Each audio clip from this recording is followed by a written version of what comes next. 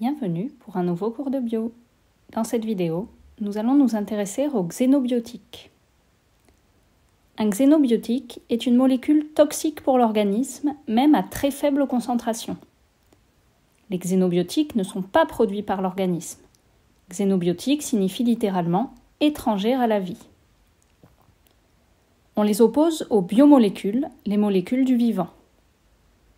Les xénobiotiques font souvent la une des médias, comme les pesticides, certains composés organiques comme le bisphénol A, les additifs alimentaires, etc.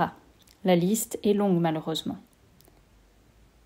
Les médicaments sont également des xénobiotiques, mais ils constituent une classe à part, car ils ont des effets bénéfiques pour l'organisme, contrairement aux autres catégories qui, elles, n'ont que des effets négatifs.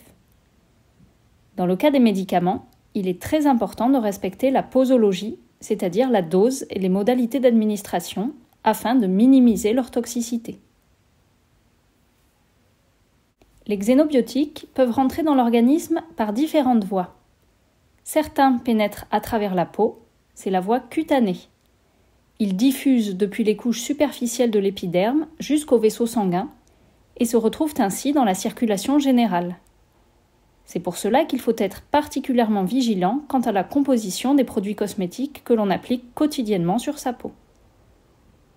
Une autre voie d'entrée est la voie respiratoire. On inhale les molécules toxiques qui se retrouvent dans les poumons et traversent la barrière alvéolo-capillaire que j'ai décrite dans une précédente vidéo. Là encore, le xénobiotique se retrouve finalement dans la circulation générale. La dernière voie d'entrée est la voie orale ou digestive. Le xénobiotique est ingéré, avalé, et se retrouve dans le tube digestif, puis est absorbé comme les nutriments, pour finir, là encore, dans la circulation générale. Citons enfin la voie placentaire. Certains xénobiotiques pénétrant l'organisme d'une femme enceinte peuvent atteindre le fœtus en traversant la barrière placentaire.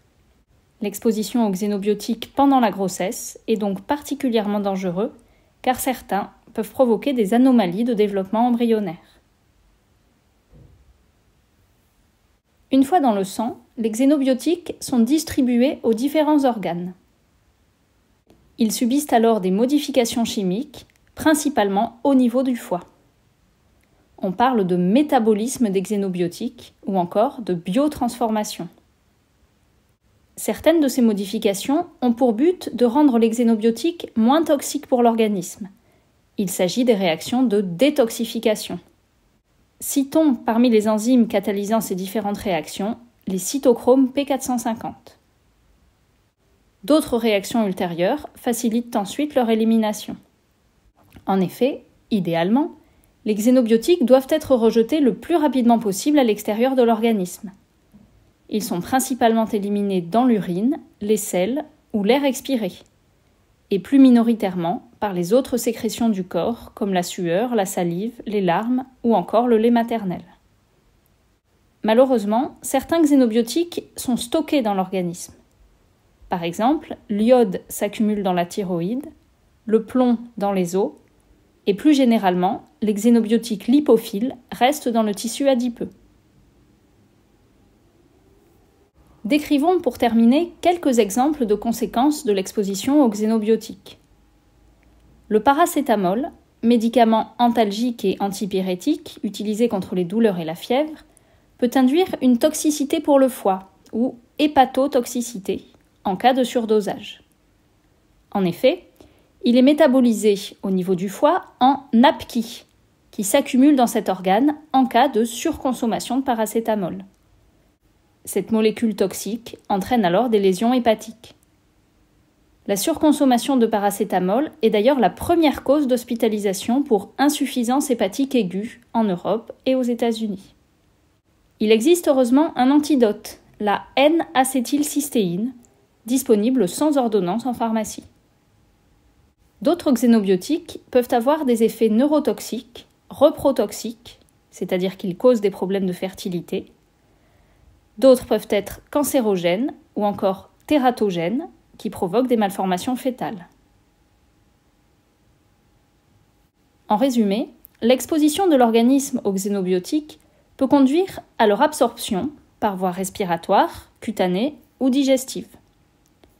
Les xénobiotiques se retrouvent ensuite dans le sang et sont distribués dans tout l'organisme par la circulation générale. Certains organes comme le foie sont spécialisés dans le métabolisme des xénobiotiques. Ils les modifient chimiquement de manière à les rendre moins toxiques et à favoriser leur élimination, par l'expiration, dans l'urine, les selles ou via les différentes sécrétions de l'organisme. Ce trajet des xénobiotiques est connu sous l'acronyme ADME pour absorption, distribution, métabolisme et élimination ou excrétion. Rappelons enfin que parfois, il y a stockage des xénobiotiques, en particulier au sein du tissu adipeux.